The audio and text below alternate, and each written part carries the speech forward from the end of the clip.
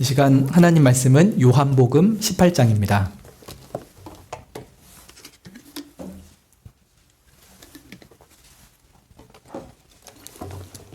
요한복음 18장 1절부터 11절까지 교독하겠습니다.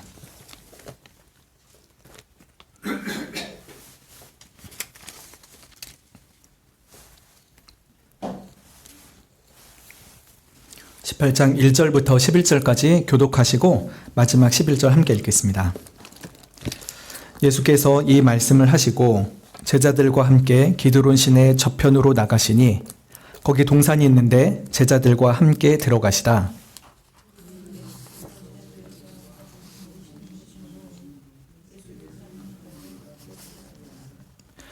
유다가 군대와 및 대제사장들과 바리새인들에게서 얻은 하속들을 데리고 등과 회와 병기를 가지고 그리로 오는지라.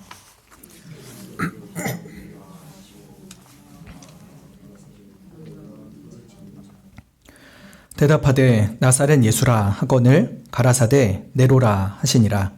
그를 파는 유다도 저희와 함께 섰더라.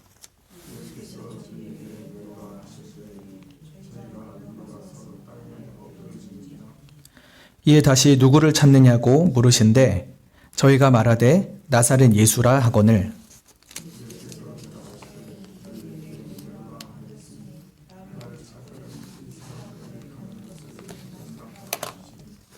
이는 아버지께서 내게 주신 자 중에서 하나도 잃지 아니하였삼나이다 하신 말씀을 응하게 하려 함이러라.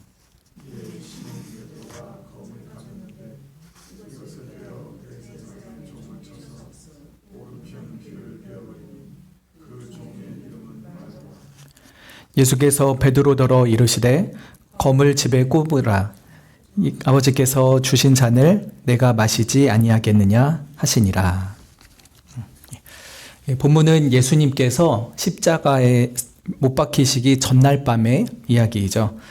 요한복음은 총 21장입니다. 그런데 후반부의 40%, 즉 12장부터 19장까지의 8장이 예수님의 고난 당하신 일주일에 할애되어 있습니다. 요한복음 전체 중에 40%가 예수님의 마지막 일주일에 초점이 맞춰져 있는 곳이에요. 그만큼 예수님의 이 십자가의 죽으심이 예수님의 성육신한 삶에 있어서 가장 정점에 해당하기 때문이죠. 12장에서 유월절을 준비하면서 예루살렘에 오셨을 때 나귀를 타고 입성하신 사건이 기록되어 있습니다. 그리고 13장에서는 목요일 밤에 소위 최후의 만찬을 하시고 설교를 하셨죠. 그 설교가 13장에서 시작해서 16장까지 이어집니다. 그리고 17장에서는 이 유월절 만찬 때 하나님 아버지께 아뢰신 대제사장적인 기도가 기록되어 있습니다. 이렇게 최후의 만찬 때의 설교 그리고 대제사장적인 기도는 오직 요한복음에만 기록이 되어 있습니다. 요한은 성령의 영감을 따라서 다른 복음서들에 있는 내용은 과감히 생략을 합니다. 그래서 마태, 마가, 누가가 했던 내용을 요한이 굳이 쓰진 않습니다. 대신에 그런 중복되지 않은 내용들, 특히 잡히시던 날 밤에 했었던 긴 설교와 기도를 많은 장을 할애하여서 기록을 하고 있는 것이죠. 근데 이렇게 기록할 때도요, 요한의 좀 독특한 관점이 있습니다. 좀 거칠게 말하자면요, 마태, 마가, 누가는 그 예수님의 마지막 행적에 대해서도 예수님의 인성에 좀 더 초점이 맞춰져 있습니다. 그렇지만 요한복음은 이 마지막 잡히시던 날에 대한 이야기를 할 때조차도 신성에 더 많은 초점을 맞춥니다. 사실 요한복음 전체가 예수님의 신성을 좀 더 강조하는 면이 있거든요. 요한복음 1장 1절도 태초에 말씀이 계시냐 이 말씀이 하나님과 함께 계시니 이렇게 말씀하잖아요. 그러니까 예수님의 신성을 좀 더 강조하는 게 요한복음의 특징인데 십자가에 잡히시기 전날 밤에 하셨던 행적 중에서도 그의 설교를 통해서 또 대제사장적인 기도를 통해서 그리고 이 잡히시던 현장 속에 있었던 여러 가지 말과 행동 속에서도 예수님의 신성이 더 강조되는 것을 알 수가 있습니다. 오늘 본문에는 예수님이 겟세마네 동산에서 잡히시던 사건이 기록되어 있는데 굉장히 많은 사람이 등장합니다. 수로 생각하자면은 단일 사건 중에는 가장 많은 사람이 운집한 사건 중에 하나일 거예요. 몇백 명일 거거든요. 그런데 그 중에서 딱 3명에게 초점을 맞춰서 보겠습니다. 가룟 유다, 베드로, 그리고 예수님입니다. 예, 이제 1, 2절을 보시면 본 사건의 배경이 기록되어 있죠. 1절에 예수님께서 이 말씀을 하시고 제자들과 함께 기드론 시내 저편으로 나가셨다라고 하죠. 이 말씀이라는 것은 가깝게 보면은 17장의 대제사장적인 기도일 거예요. 그러나 좀 더 멀게까지 확장하면 13장에서 16장까지의 6월절 설교에 해당할 것입니다. 이 말씀들과 기도를 마치신 후에 예수님이 제자들과 함께 나오셔서 기드론 시내로 나가셨습니다. 예루살렘 성 안에 한 다락방에서 6월절 만찬을 하셨죠? 그리고 예루살렘 성의 동쪽으로 나가셔서 낮은 골짜기에 있는 기드론 시내라는 곳에 가서 거기를 건너십니다. 기드론 시내는 이름의 뜻이 어두움 혹은 혼탁함입니다. 어두움의 시내 이런 느낌이죠. 그래서 그 이름 자체가 음산하고 불길한 그런 이름이에요. 근데 예수님께서 그 기드론 시내를 건너셔서 예루살렘 성 동쪽 건너편에 있는 감람산으로 가시는 것입니다. 근데 그 감람산 안에 한 동산이 있습니다. 예수님은 그 동산으로 지금 가고 계신 것이죠. 이 동산이 그 유명한 겟세마네 동산입니다. 마태, 마가, 누가는 예수님이 이 겟세마네 동산에서 하나님 앞에 간절한 기도를 했던 것을 집중적으로 기록을 합니다.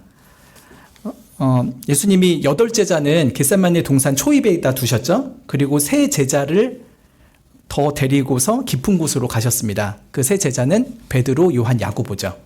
그리고 예수님은 혼자 더 깊은 곳으로 가셔서 하나님 아버지께 그 땀방울이 핏방울이 되는 듯한 고통의 기도를 하시죠. 만일 아버지의 뜻이거든 이 잔을 내게서 옮겨주십시오. 그러나 나의 원대로 마옵시고 아버지의 원대로 되기를 원하나이다 라는 기도를 하셨습니다. 그런데 그 마태, 마가, 누가, 요한 중에서 이 예수님의 고통의 기도를 제일 잘 기록할 만한 사람이 누구입니까? 제일 가까이 있었던 요한이잖아요. 근데 정작 요한은 이 사건에서 한마디도 안 해요. 그죠? 겟세마네 동산에서 예수님이 기도했다는 얘기가 전혀 없습니다. 왜 그랬을까요? 마태, 마가, 누가는 이 사건을 이미 기록을 했죠. 그래서 요한은 이 중복된 사건을 굳이 기록하지 않고요. 대신 예수님의 기도 자체가 아니라 예수님의 기도의 결과에 좀 더 초점을 맞춘 것으로 보입니다. 그래서 아버지의 원대로 하옵소서라고 한 그 기도의 결과가 무엇인가에 초점을 맞추어서 이 겟세마네 동산 사건을 기록하고 있는 것이죠. 2절에 거기는 예수께서 제자들과 가끔 모이시는 곳이므로 예수를 파는 유다도 그것을 알더라 하였습니다. 2절 번역에 가끔 모이는 곳이라고 했잖아요. 근데 원어를 보면은 가끔이라기보단 자주 혹은 빈번히라고 보는 것이 더 맞을 것입니다. 예수님께서는 이 겟세마네 동산에 자주 오셨습니다. 원래 이제 주 사역지는 갈릴리시잖아요. 근데 가끔씩 절기가 되면 예루살렘에 오십니다. 예루살렘에서 주무실 때는 밤이 되면 이 감람산, 특히 이제 겟세마네 동산에 자주 오셨죠. 누가복음 21장에도 이 예수님의 고난 주간에 대한 기록을 하는데 예수님이 낮이면 성전에서 가르치시고 밤이면 나가 감람원이라 하는 산에서 쉬셨다라고 합니다. 또 누가복음 22장에도 예수께서 나가사 습관을 좇아 감람산에 가심에 제자들이 좇았더니라고 합니다. 그래서 예수님은 이 고난 주간에 매일 밤마다 이 감람산에 오셨고 특히 겟세마네 동산으로 오셨던 것입니다.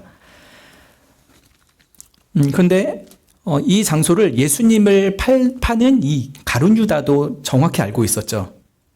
그곳에 예수님과 제자들이 또 오게 될까라는 것을 가룟 유다는 너무 잘 알고 있었습니다. 그럼 예수님 입장에서는 내가 오늘 겟세마네 동산에 가면 가룟 유다가 날 잡으러 오겠지라는 걸 충분히 아셨겠죠. 그럼에도 불구하고 예수님은 그 겟세마네 동산을 피해가지 않으셨습니다. 오히려 더욱더 의도적으로 그 동산에 가서 기도를 하셨습니다. 얼핏 보면 어리석어 보이죠. 자기 죽을 자리인데 거기를 알면서도 간다는 것은 참 어리석어 보이기도 합니다. 그럼에도 불구하고 예수님께서 왜 이 겟세마네 동산으로 들어가셨는가? 그것은 예수님이 가룟 유다나 악인들에 의해서 어쩔 수 없이 붙잡혀서 죽임 당하는 것이 아니라는 것을 보여주는 것입니다. 수동적으로 죽임을 당하는 것이 아니라 오히려 예수님이 하나님 앞에 기도했던 바대로 아버지의 뜻에 순종하셔서 자발적으로 자신의 목숨을 내어주신다는 것을 보여주는 것이 이 감람산에서 특히 겟세마네 동산에 들어가신 걸 통해 알려지는 것이죠. 요한복음 10장에서 내 목숨을 내게서 빼앗는 자가 있는 것이 아니다. 내가 스스로 버리노라 라고 말씀하십니다. 그래서 예수님이 다른 장소가 아니라 죽을 자리라는 것을 아시면서도 겟세마네 동산에 굳이 가신 것은 스스로 우리를 위한 희생 제물이 되신다는 것을 더욱더 부각시켜 주시기 위한 행동이라고 할 수 있는 것이죠. 그래서 우리가 이 본문을 읽을 때 예수님이 정말 억지로 도망치다 못내 붙잡혀서 죽임 당하신 것이 아니라 오히려 우리 택하신 백성들 한 사람 한 사람 위해서 그리고 나를 위해서 그 죽음의 자리로 성큼성큼 나아가셨구나 하는 것을 깊이 깨닫게 됩니다. 예수님이 자신을 보호해 줄 만한 추종자가 있는 낮이 아니라 이 컴컴한 밤에 그리고 예루살렘 성전 안이 아니라 성전 밖에 외진 겟세마네 동산에서 순수히 잡히신 것도 그 누구에 의해서 자기의 목숨이 구원받는 것이 아니라 기꺼이 하나님의 뜻대로 죽기 위하여서 이 밤에 이 외진 장소를 택하여 가신 것이었습니다. 우리를 향한 아버지의 구원의 뜻을 이루기 위한 예수님의 숭고한 희생인 것이죠.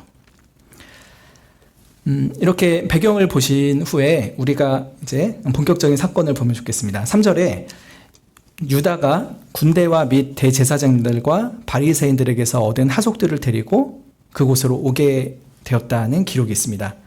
가룟 유다는 혼자 온 것이 아니었습니다. 이 가증스러운 배신자는 수백 명의 사람을 데리고 왔습니다. 먼저는 군대를 데려왔는데 이것은 이방인인 로마 군대입니다.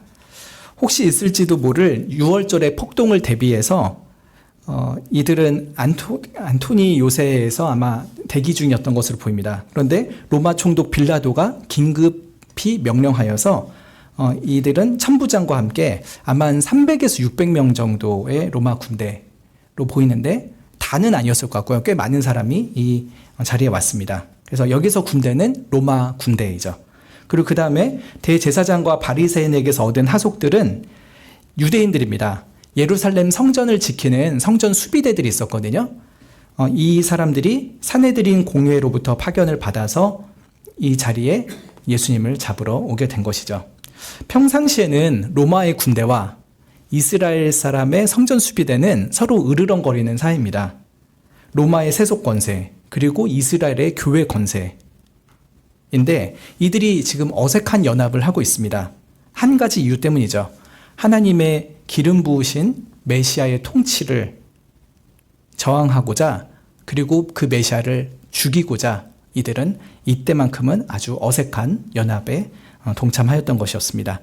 로마의 잔인한 제국주의 그리고 유대의 사특한 교권주의가 의기투합하여서 지금 한 사람을 죽이고자 하는 것이었죠.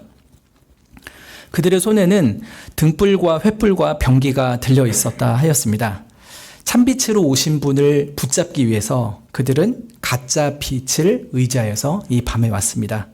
세상에 참된 샬롬을 주시기 위해 오신 분을 위해서 이들은 검과 몽치로 나왔던 것이죠. 이렇게 험악한 분위기 속에서 지금 예수님은 수백 명의 사람 앞에 나서게 됩니다.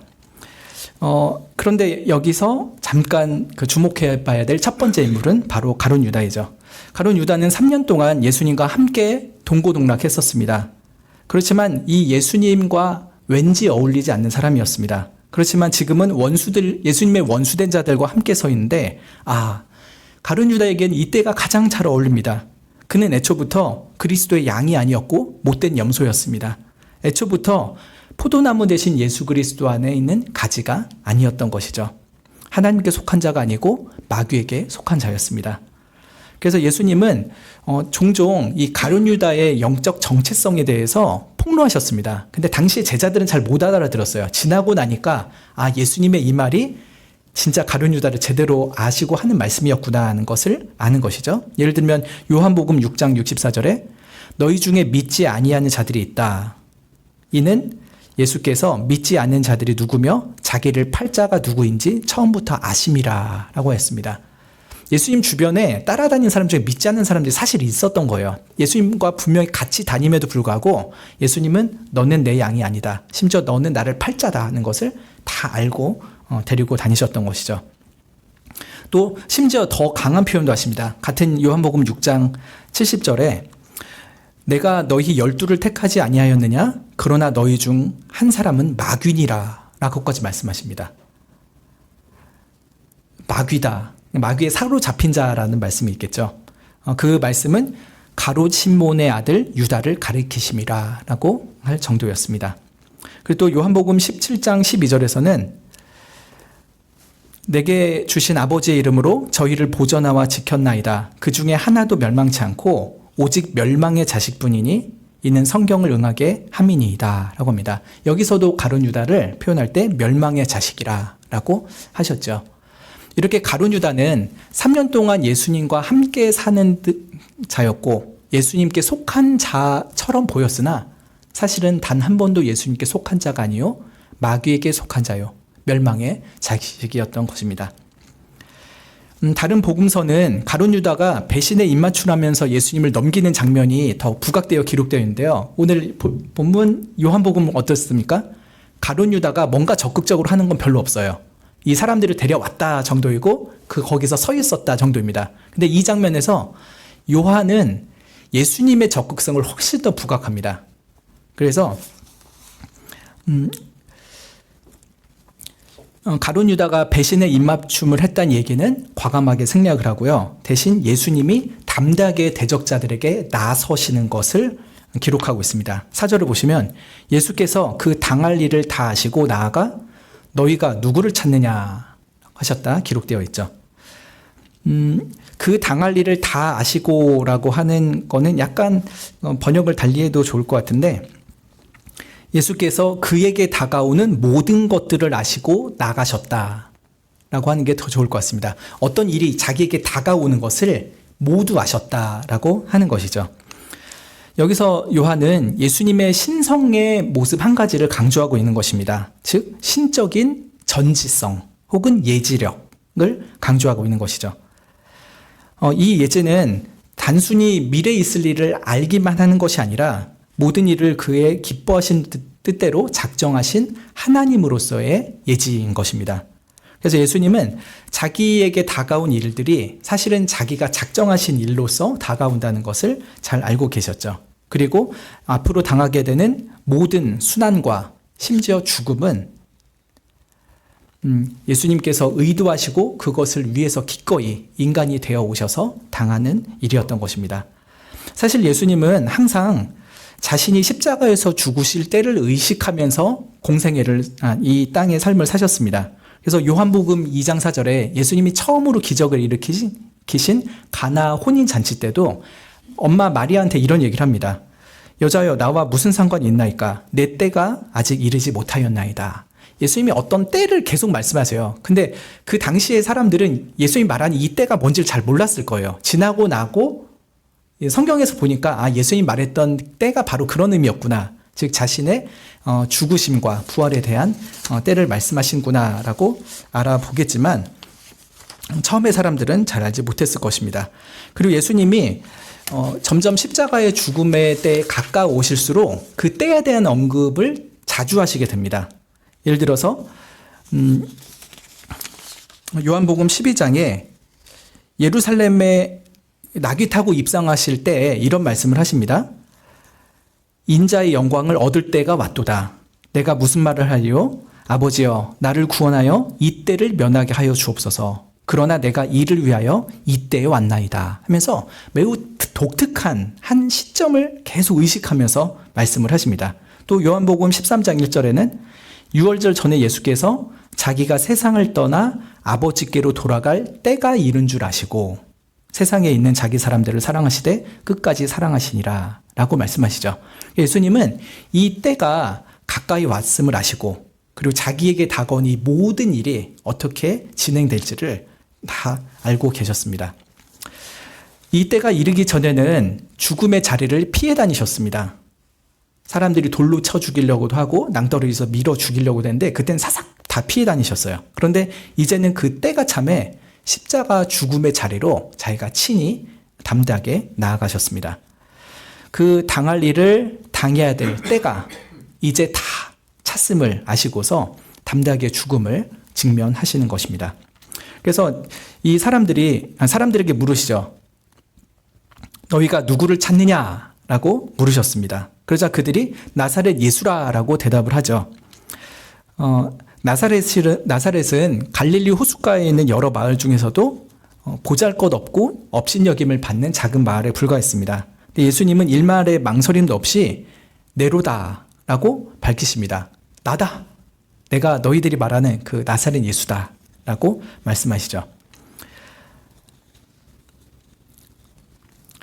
사도 요한이 가룟 유다의 배반의 입맞춤의 기록을 생략한 의도가 무엇일까요? 그것은 아까 예수님이 겟세마네 동산으로 성큼성큼 오신 것과도 연결되어 있는 것인데요. 예수님의 잡히심이 배신자에 의한 어쩔 수 없는 일이 아니라 예수님이 자기 때에 맞추어서 자기가 해야 될 죽음 앞에 능동적으로 나가셨다는 것을 강조하기 위함입니다. 그래서 베드로의 배신 때문이 아니라 내가 나간다. 내가 죽음의 자리로 스스로 나간다는 것을 강조하는 식의 기록을 요한은 하고 있는 것이죠. 이때 예수님에게서 굉장히 놀라운 일이 생깁니다. 6절에 예수께서 저희에게 내로라 하실 때 저희가 물러가서 땅에 엎드러지느니라 라고 했습니다. 지금 이들은 검과 몽치로 중무장을 한 수백 명의 로마 군대 그리고 성전 수비대입니다. 근데 아무 무기도 없는 정말 맨손인 예수님의 말씀 한마디에 마치 날벼락을 맞은 것처럼 뒷걸음질 치고 땅에 엎드려지게 됐습니다. 예수님이 많은 말씀을 하신 게 아니잖아요. 나다 라는 거거든요. 영어로 하면 I am이에요. I am. 나다. 이건데 그 말씀 한마디에 뭐라고 형언할 수 없고 감당할 수 없는 신적 위엄과 권세에 완전히 압도되었습니다. 여기서 우리가 주목해야 될 예수님의 신성의 두 번째 모습이 드러나게 되는 것이죠. 이것은 바로 신적인 위엄입니다. 예수님의 신적인 위엄이 나타난 것은 예수님이 온 세상을 만드시고 말씀 하나로 온 세상을 통치하시는 그의 신성이 예수님에 의해서 매우 강하게 표출되었기 때문이었습니다. 사람들은 보통 예수님을 그냥 평범한 남자라고 보았겠지만 가끔씩 예수님이 자신의 신성을 드러내신 때가 있잖아요. 지금 이 나다라는 이 말씀 하나에서도 그동안에는 좀 감추어 두셨던 신성의 위엄이 그들에게 아주 강력하게 표출되었던 것입니다. 이것을 보면 오히려 예수님의 죽으심이 더 놀랍게 여겨집니다.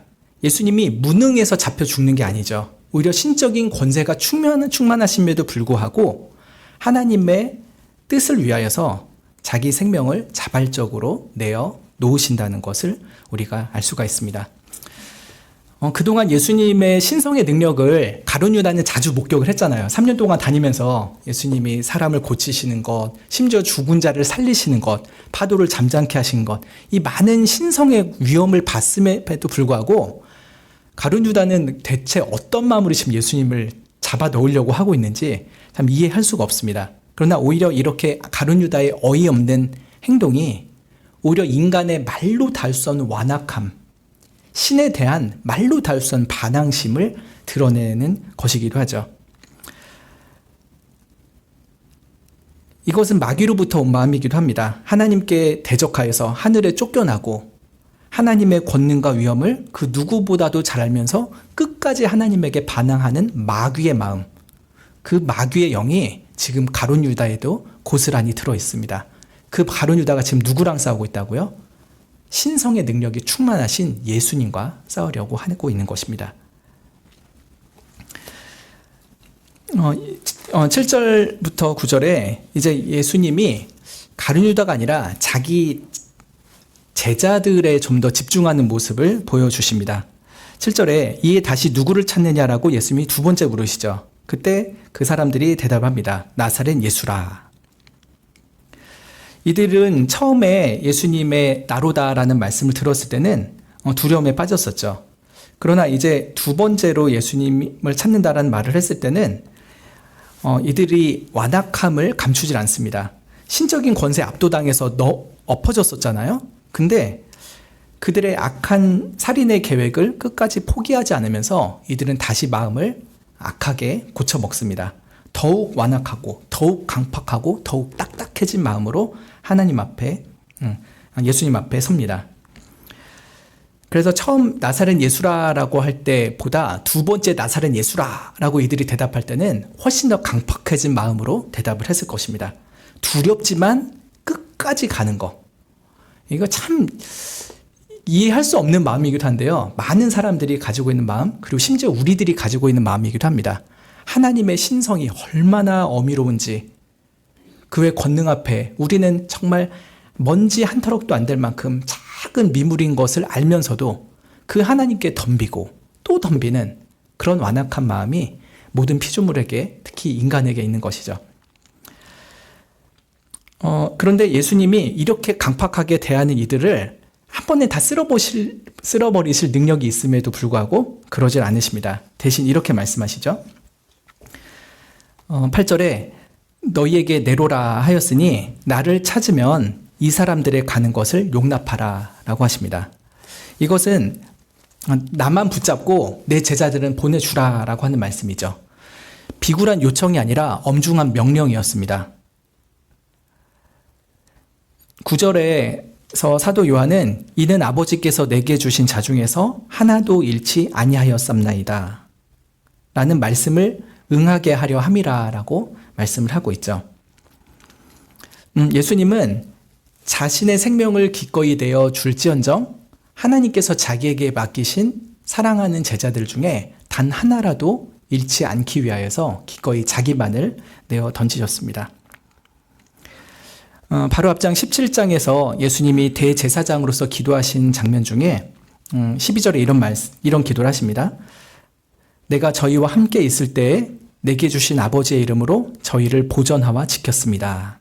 그 중에 하나도 멸망치 않고 오직 멸망의 자식뿐이오니 이는 성경을 응하게 하려 함이니이다 라고 하였었죠. 아버지께서 주신 자들을 제가 잘 보존하였습니다. 그리고 그들을 지켰습니다. 하나가 예외처럼 보이지만 그는 사실 멸망의 자식일 뿐이었고 제가 주님께로 받은 모든 제자들은 다 지켰습니다. 이런 기도를 한 것이었죠. 근데 이 기도를 지금 18장 겟세마네 동산에서도 계속 이루어내고 계신 것이었습니다. 여기서 예수님의 신적인 속성 세 번째를 우리는 발견하게 됩니다. 그것은 바로 신성의 사랑인 것이죠. 예수님은 당장은 사단의 밀가 부르는 듯한 혹독한 시험을 이길 수 없는 제자들을 그 자리에서 피하게 하십니다. 일단 그들의 육적인 생명을 보존하시고 나중에는 그들의 영혼까지도 회복시키셔서 교회를 세우고 주의 말씀을 기록하는 일에 수종될 수 있게끔 일단 그들의 생명을 보존시키십니다. 그들의 영혼을 구원하고 그들이 사명을 감당할 수 있는 삶의 연장을 주시는 것이죠. 근데 예수님께서 이렇게 자기 한 사람을 탁 내어놓으시면서 많은 사람을 구원하는 장면은 참 우리들에게 너무나도 큰 감동이 됩니다. 제가 전에도 한번 말씀드렸던 것 같기도 한데 유튜브 쇼츠 중에 제가 되게 좋아하는 쇼츠가 있어요. 정말 그 7초 정도 되는 영상이거든요. 근데 그 7초짜리 동영상에서 예수님의 사랑이 뭔가가 가득 담겨 있는 것 같아요. 무슨 쇼츠냐면요. 아프리카인지 모를 어떤 그 물가에 아기 사슴이 하나 있습니다. 한 10m쯤 떨어진 거리에 커다란 악어 한 마리가 그 아기 사슴을 잡으려고 확 이렇게 헤엄쳐서 빨리빨리 옵니다. 근데 갑자기 그 아기 사슴과 악어 사이에 한 짐승이 뛰어들어요. 근데 악어가 보니까 이 아기 사슴보다 가운데를 막아선 이 짐승이 더 크니까 아기 사슴한테 안 가고 이 짐승을 잡습니다. 근데 이 가운데 끼어든 짐승이 뭔지 아세요? 엄마 사슴이에요. 엄마 사슴이 아기 사슴이 잡히는 것을 막기 위해서 악어의 앞길을 딱 막아서 서는 거예요. 그래서 악어한테 목이 물려서 꺾이면서 물속으로 들어가거든요. 근데 그 목이 물리기 직전에 짧은 찰나에 아기 사슴을 엄마가 이렇게 응시를 해요. 한 1초, 2초 정도 같아요. 다 응시하는데 그 슬픈 눈망울, 막 눈물이 그렁그렁 맺힙니다. 근데 엄마 사슴이 말은 못하겠지만 사람이라면 이렇게 말했을 것 같아요. 아가, 어서 가라. 엄마 괜찮아.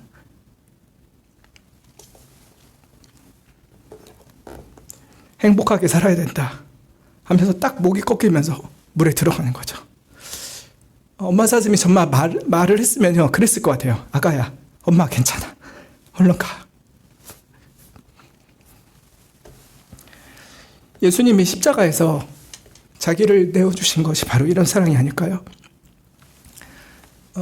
그 수많은 로마 군인들 성전 수비대 앞에서 나만 잡아가라. 얘네는 보내줘라 하는 거죠. 그럼 제자들을 향해서 예수님 어떤 마음을 보이셨을까요? 얘들아, 나 괜찮다. 어서 가라. 살아남아야 된다.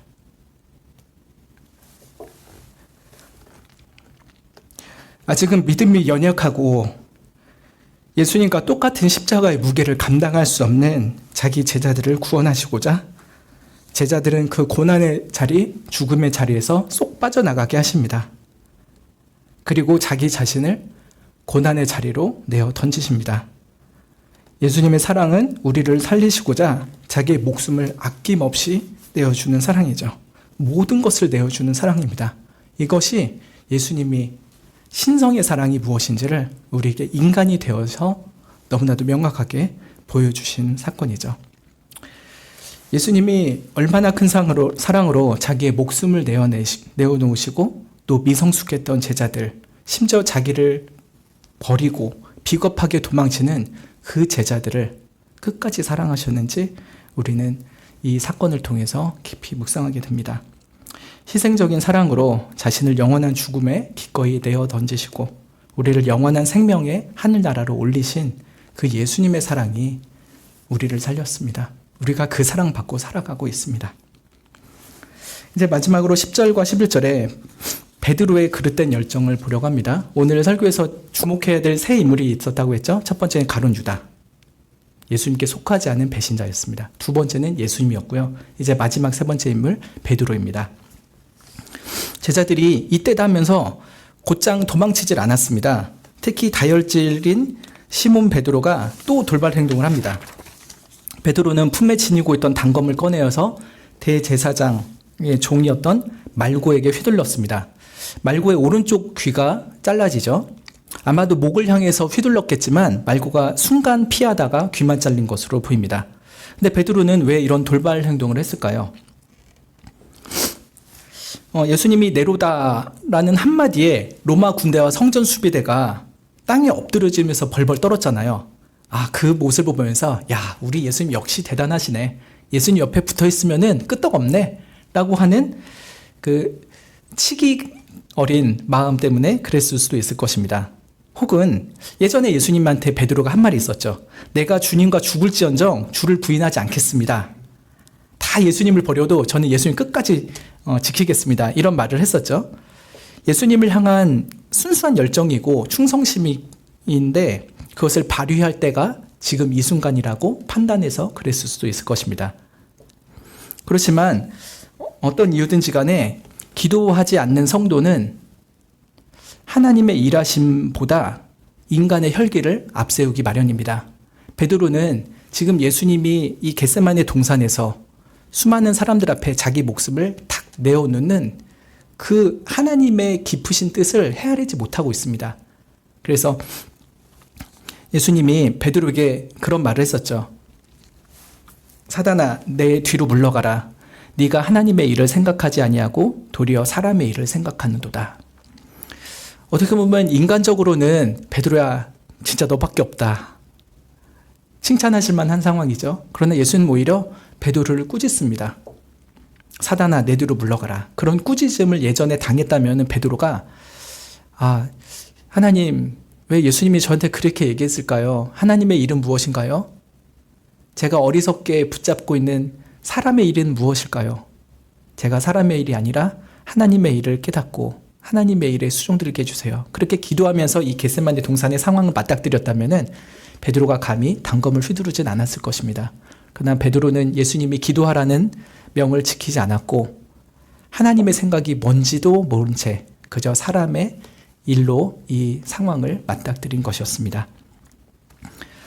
우리도 예수님을 편들고 하나님을 편든다는 의도를 가지고 있지만 그 방법에 있어서는 오히려 하나님의 일을 망치는 일에 앞장서지 않는지 우리 자신을 늘 돌아봐야 될 것입니다.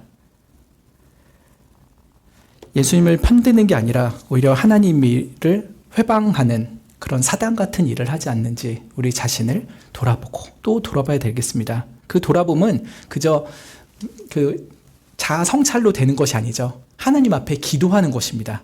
하나님께 묻는 것입니다. 주님, 저의 상황 속에서 주시는 하나님의 일은 무엇입니까?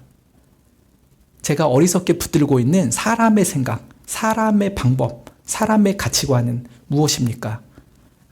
사람의 일을 내려놓게 하시고 오직 하나님의 일만 붙잡게 해주소서. 그렇게 기도해야 되는 것이죠. 그래서 예수님은 예수님을 도우려고 기껏 검을 휘두른 베드로를 칭찬하시긴커녕 책망하십니다. 너의 검을 도로 집에 꽂아라 라고 하시죠. 그리고 하시는 말씀이 바로 하나님의 일이 무엇인지를 가르치신 것입니다. 아버지께서 주신 잔을 내가 마시지 아니하겠느냐? 예수님은 아버지께 받은 한 잔이 있습니다. 그 잔은 달콤한 잔이 아니라 쓰디쓴 잔이죠. 고난의 잔이고 저주의 잔이고 죽음의 잔이었습니다. 세상에 어떤 아버지가 자기 자식한테 이런 걸 줄까요? 근데 하나님 아버지는 자기가 가장 사랑하는 아들한테 그런 잔을 주시고야 말았습니다. 그 이유는 요한복음 3장 16절이죠. 하나님이 세상을 이처럼 사랑하사 독생자를 주셨으니. 하나님을 대적하는 자기 백성을 너무나도 사랑하셔서 그 자기 백성을 구원하시기 위하여 그 아들에게 죽음의 잔을 들이키고 또 들이키게 하신 것이었습니다. 예수님은 그 아버지가 주신 잔을 마다하지 않으셨습니다. 그래서 아버지께서 주신 잔을 내가 마시지 아니하겠느냐.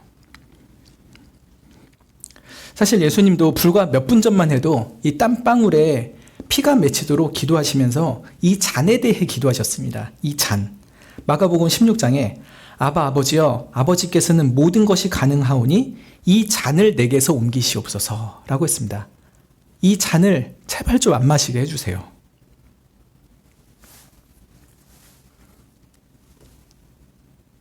정말 피하고 싶은 잔이 있잖아요. 요새 거의 1,400만 명 이상이 본 유명한 영화가 있죠. 왕과 사는 남자. 그 조선의 단종이라는 왕이 그 수양대군에 의해서 죽임당하게 되는 장면인데, 저도 그 영화를 봤거든요. 근데 그 단종이 영화상에선 그래요. 실제 역사상에는 어떤지는 약간 다를 수도 있겠지만, 단종이 그 수양대군 한명회가 보내는 그 사약을 마시기가 너무 싫은 거예요. 그래서 자기가 유배되었던 그 마을의 촌장한테 그런 말합니다. 그 수양대군이 보내는 이 잔을 너무나도 마시기가 싫다. 저들이 주는 이 사약으로 죽는 것은 너무나도 싫다. 그러니 네가 나를 죽여라 라고 합니다. 그래서 단종이 자기가 유배됐던 마을의 그 친절했던 촌장의 손에 의해서 죽어요. 사약이 받기 싫어서. 누구한테 받는 잔 중에 어떤 잔은 너무나도 피하고 싶은 잔이 있는 것이죠. 예수님은 아버지께로부터 받는 이 잔이 너무 피하고 싶었습니다. 왜냐하면 그 잔은 실은 아버지의 모든 저주와 모든 미움과 모든 진노를 담아놓은 잔이기 때문이었죠. 그래서 예수님이 아버지, 할 수 있으면 이 잔을 좀 옮겨주세요. 제가 정말 이 잔 마시기 싫습니다. 라고 기도했던 것이죠. 그럼에도 불구하고 예수님은 사랑하는 아버지의 뜻이라면, 그리고 이것만이 아버지께서 주신 백성을 구원할 유일한 방법이라면은 제가 이 잔을 기꺼이 마시겠습니다 하면서 기도를 마치셨던 것이죠. 그래서 지금 제자 베드로에게 하시는 말씀입니다. 아버지께서 내게 준 잔을 내가 마시지 않겠냐? 나 다 마실 거다. 이거 먹고 죽을 거 알지? 이거 먹고 하나님한테 한 번도 경험하지 못했던 미움과 진노와 형벌을 당하겠지. 영원한 죽음의 고통을 맛보겠지. 하지만 내가 이 잔을 마시지 않겠느냐? 하시면서 베드로를 꾸짖으셨습니다. 사실은 겉으로 보면 베드로를 향한 꾸짖음이지만요, 사실은 그 베드로를 향한 더 깊은 사랑이었습니다. 베드로야, 네가 이렇게 나를 모르고 또 나를 모른다 부인하고 나를 배신할 것이지만 그런 너를 위해서 내가 이 잔을 마시는 것이다.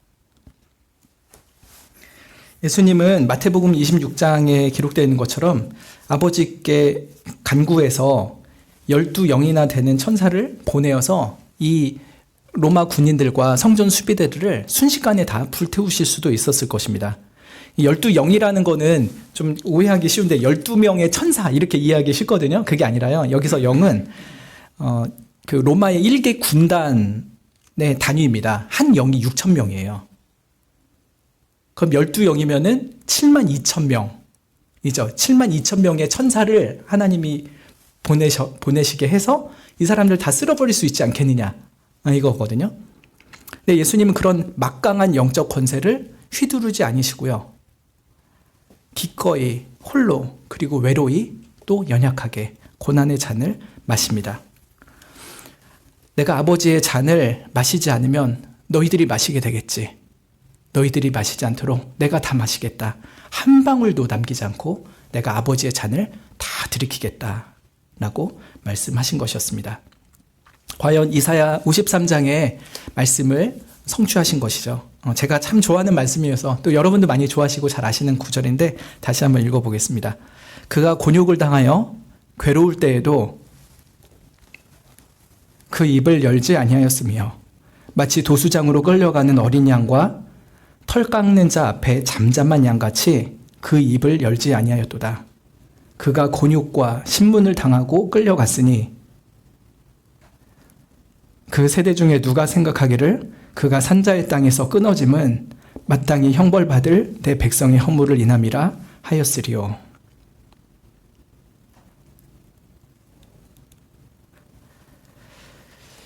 그는 곤욕과 신문을 당하고 끌려갑니다. 많은 사람들은 저자가 하나님의 아들이라 참칭하여서 잡혀 죽는구나, 당해야 될 합당한 벌을 받는구나 생각하였겠죠. 그 누구도 자기의 백성들을 대신한 죽음이라, 아버지의 백성을 위한 속죄의 죽음이라 생각하지 않았을 것입니다. 그러나 예수님은 아무도 몰라줘도 아버지의 잔을 기꺼이 마시고 아무도 알지 않아도 그 십자가의 길을 묵묵히 걸어가신 것이었습니다. 이 예수님의 목숨을 내어주는 희생이 없다면 우리가 지금 어떻게 주 앞에 설 수 있겠습니까? 우리를 위해 고난의 잔, 마지막 한 방울까지 남김없이 들이키신 예수님의 뜨거운 사랑이 우리의 마음을 지금도 붙잡고 있습니다. 말씀을 정리하려고 합니다. 가룟 유다, 베드로, 예수님. 가룟 유다는 한때 예수님께 함께 서 있었으나 차갑게 떠난 자입니다. 사실은 처음부터 예수님께 속하지 않은 자였죠. 근원적으로는 하나님께서 창세 전부터 버리신 자였습니다. 그러나 베드로는 예수님을 뜨겁게 사랑하나 금하신 폭력을 사용하기도 했습니다. 예전에 예수님께 꾸짖음을 받은 대로 스스로는 예수님을 편든다고 했지만 사실은 사람의 일만 생각하고 하나님의 일을 망치게 된 일을 하였습니다. 우리는 가룟 유다보다는 좀 더 베드로에 가깝겠죠. 기도하지 않는 성도는 나름대로 하나님의 일을 한다고 애쓰고 수고를 하겠지만 도리어 하나님의 일을 그르치게 됩니다.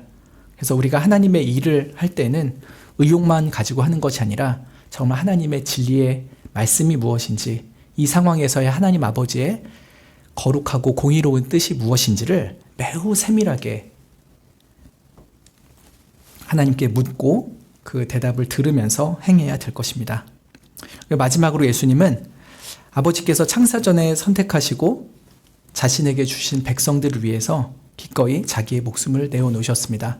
사람의 일을 생각하자면 예수님도 도망치고 싶으셨겠죠. 고난의 잔을 옆으로 쏟아버리고 싶으셨을 것입니다. 그러나 오직 하나님의 일만을 생각하셨기에 고난의 잔을 기꺼이 마시고 그러므로 우리를 구원하셨습니다. 그 예수님의 그 묵직한 사랑, 우리가 마음으로 깊이 생각하면서 예수님의 사랑에 감사하고 우리 또한 예수님에게 우리의 모든 삶과 목숨까지 기꺼이 내어드리면 좋겠습니다. 기도하고 마치겠습니다.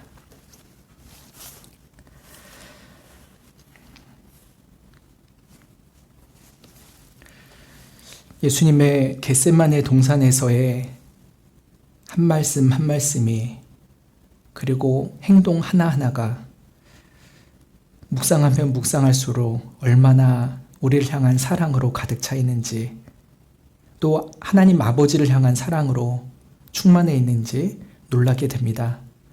주님, 우리를 향한 그 사랑, 또 하나님을 향한 그 사랑에 예수님을 우리가 깊이 붙잡게 하여 주시고 그 사랑에 매여서 살아갈 수 있도록 도와주시기를 원합니다. 아낌없이 그 목숨을 내어주신 예수님의 사랑을 받았사오니 우리 또한 우리의 삶을 아낌없이 주님을 위해 드리게 하여 주시옵소서. 또한 우리의 작은 삶을 통해서 하나님의 영광이 드러나고 하나님의 그 거룩하신 일들이 이루어져 갈 수 있도록 우리의 삶을 주장해 주시기를 원합니다. 예수님의 이름으로 기도드립니다. 아멘. 하늘에 계신 우리 아버지여, 이름이 거룩히 여김을 받으시오며 나라의 임하옵시며 뜻이 하늘에서 이룬 것 같이 땅에서도 이루어지이다. 오늘날 우리에게 일용할 양식을 주옵시고 우리가 우리에게 죄 지은 자를 사하여 준 것 같이 우리 죄를 사하여 주옵시고 우리를 시험에 들게 하지 마옵시고 다만 악에서 구하옵소서. 대개 나라와 권세와 영광이 아버지께 영원히 있사옵나이다. 아멘.